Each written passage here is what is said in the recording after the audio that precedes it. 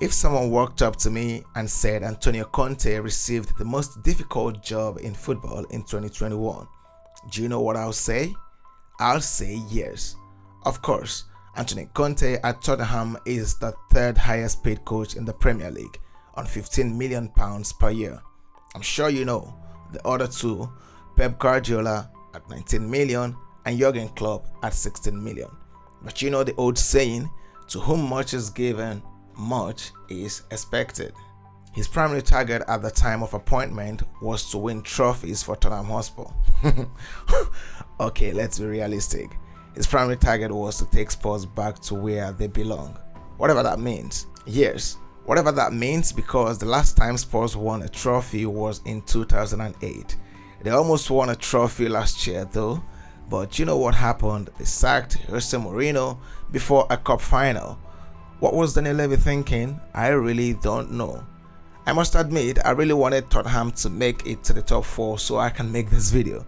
Now they are back to the Champions League, it's safe to say Antonio Conte has turned Spurs' fortunes around. But how did Conte transform Spurs? Well, you are in luck, because that's what this video is going to be addressing. If I'm to sum it up, I would say through stubbornness and sheer determination. We all know Conte is a strong personality, but it's his soft side that helped him influence the players to play for him with their hearts. The first job Conte had to do was to purge Spurs players of the Pochettino philosophy. Believe it or not, it is a thing. This has been a problem for all the coaches who've taken over the Spurs job since the Pochettino era, getting the players to fully implement a new way of playing. From Jose Mourinho to Nuno Espirito Santo, this was difficult.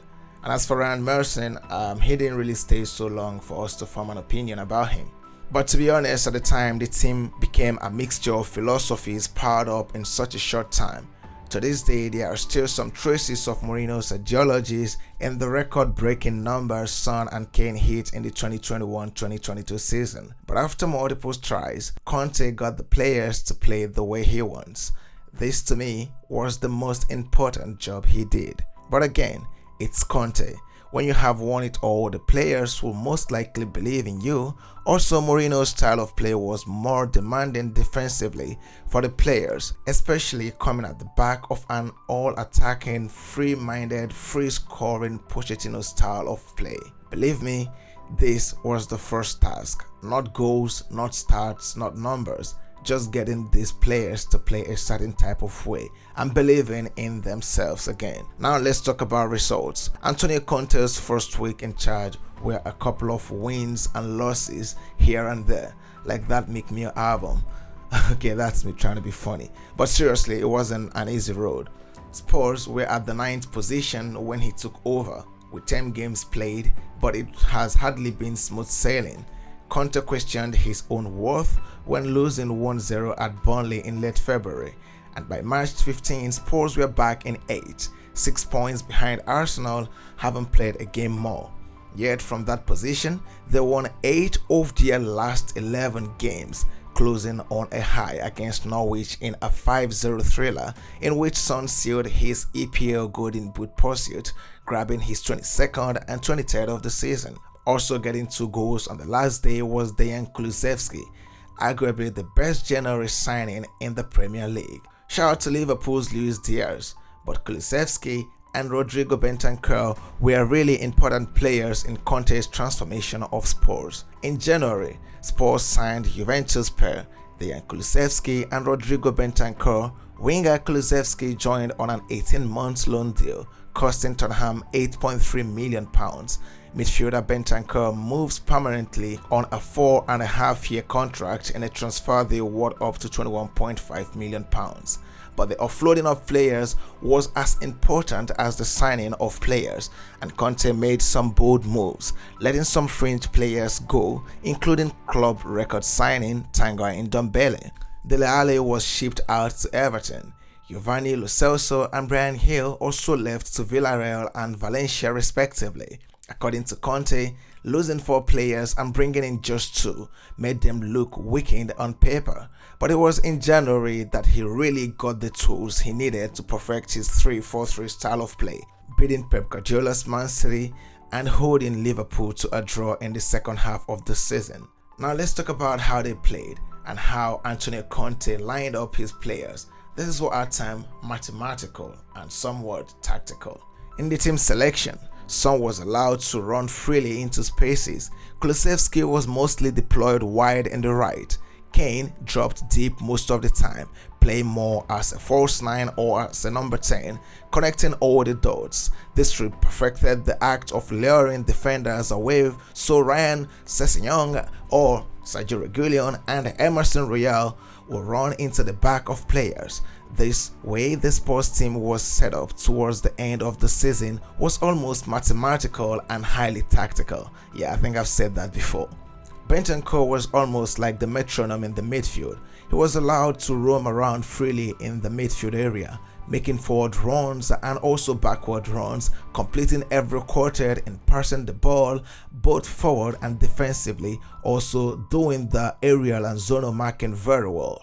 I would say Tanguy Ndombele is more skillful than Bentancur, but I can understand why Conte will fancy Bentancur over Ndombele. Bentancur pushes the ball with speed.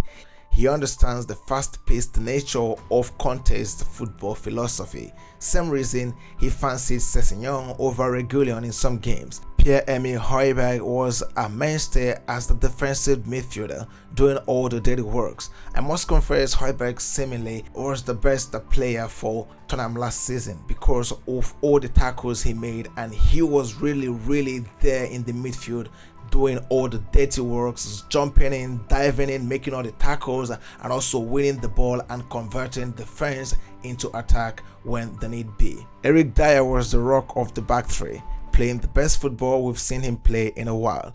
Ben Davies was also one of the unsung heroes of this Spurs team, being overly dependable as Spurs built their momentum.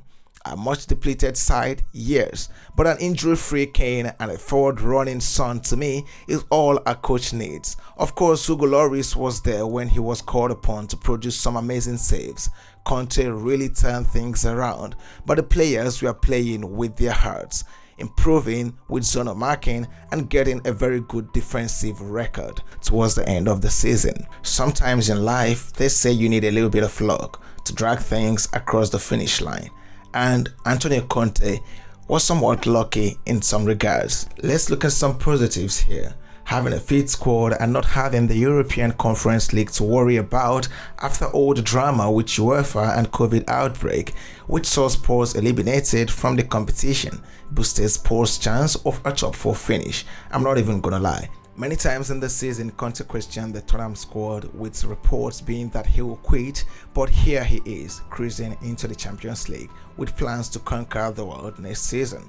Conte is a coach who likes to win titles, and he will definitely make additions to the squad, with names like Yuri Tielemans, Perisic, Clement Lenglet and Dybala mentioned already. It's safe to say that the future of this Spurs team is bright under Antonio Conte. So how did Conte transform Spurs? Honestly, it sounds so simple. Being decisive, depleting the squad, bringing in the right players, improving the defense and getting the forwards to score a whole lot of goals. It sounds so easy, but only Conte can do this the way he did it. So where does Spurs go from here? I guess to the top. Maybe Spurs will win the league next season. Who knows? I guess it's time to start dreaming again. My message to Levy: you got Kane, you got Son, you are in the Champions League. Now give this man all the money he needs to work. Let's go into the next season and see what happens with Erik ten Hag, Klopp, Tuchel and Pep Guardiola all improving their squads. Oh, I forgot to mention Arteta. They are in the running too.